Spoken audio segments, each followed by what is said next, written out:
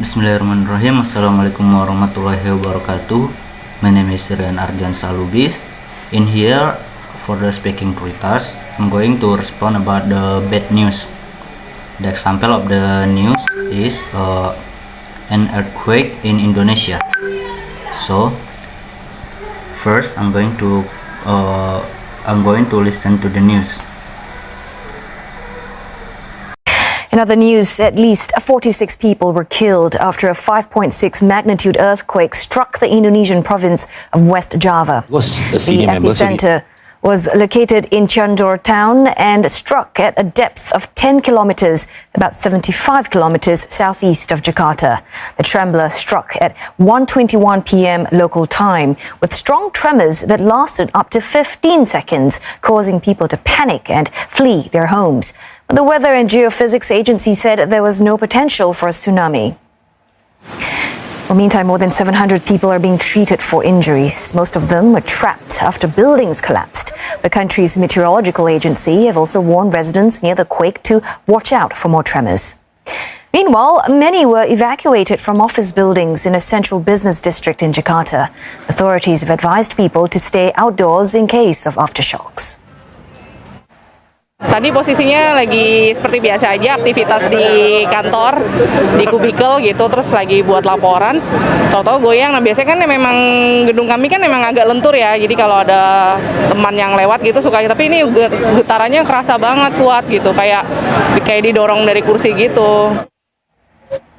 And for more, CNA's Saiful Bara Ismail, he joins us live now from Jakarta. Now, Saiful, I believe that the tremors reaching the Indonesian capital where you are, were you affected in any way? And also, how bad is the damage elsewhere? Well, the tremors were felt in places like Bandung, Bogor, Sukabumi, and also in the capital, Jakarta. You know, I was in the middle of doing an interview this afternoon when I felt the floor shake for about 2 seconds. Now, after that, there were other weaker tremors. It felt like the floor was shaking when a big truck passed by outside. Now, the tremors were not so powerful because I was on the 3rd level of the building. People who were on higher floors felt the tremor more. Many office buildings and hotels evacuated their occupants as part of their earthquake drill. I saw many people being evacuated. Security personnel went floor to floor to make sure everyone got out. Vehicles were also not allowed to enter the buildings. This is part of the standard procedures that the building management has to adhere to. About an hour after the tremor, occupants were allowed back into the buildings. This was after the building management had given the all clear for safety. Now, the death toll in this earthquake may rise as rescue workers gain access to places which may have been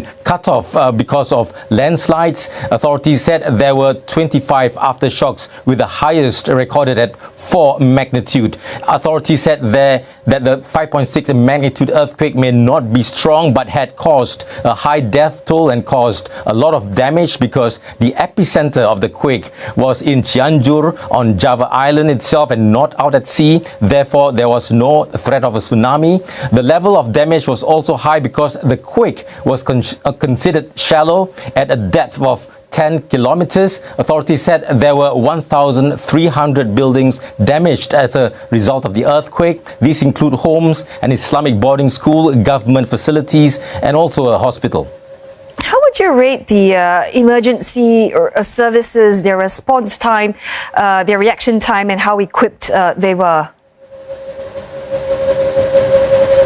Well, emergency services have responded immediately to the disaster. Personnel from the military and police were out working to help in the evacuation process. The National Search and Rescue Agency, or Basarnas, from neighboring Bandung district has also been deployed to join in the operations. People who are injured have been sent to the various hospitals in the Cianjur district. Hospitals have been overwhelmed with patients. TV images showed people who were hurt being given treatment, many of them receiving medical attention outside the hospital compound as well. Some of those injured suffered broken bones. Authorities said they continue to assess the full extent of the damage and have assured the public that the homes that have been suffered heavy damage will be given help from the government to be rebuilt. Authorities have also set up evacuation centers for those whose homes have been damaged by the earthquake. Many people have also taken refuge at these evacuation centers because they are too afraid to go back to their homes for fear of these aftershocks.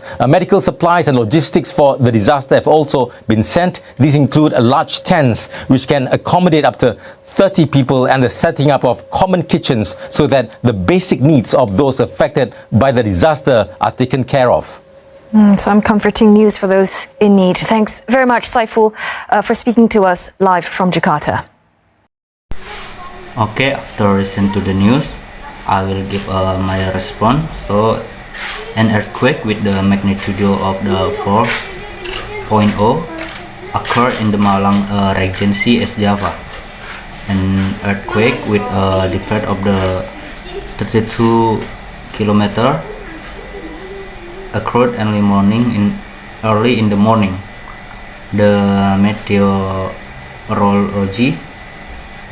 climatology and geophysics agency, or maybe in Indonesia BMKG, reported that an earthquake occurred on Wednesday 21 of December 2022 at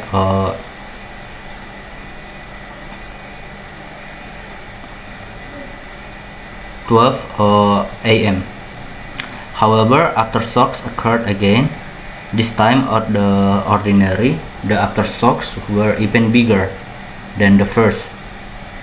Just over 1 hour later, a bigger earthquake occurred with a magnitude of 4.0. This is more bigger from the first earthquake. Indeed, we cannot predict what will happen. An example of this natural disaster, we must remain vigilant and must draw closer to Allah Subhanahu wa Ta'ala so that we are always under His protection. I hope the victims will be given patience and fortitude, and we have to help each other, especially now that we can donate through online network. So we have to help our brother and sister there from donating, because to donate something in right now, this is very easy because we can make it from the online. I think that's all my responding to the bad news. My name is Ardiansyah Lubis. Assalamualaikum warahmatullahi wabarakatuh.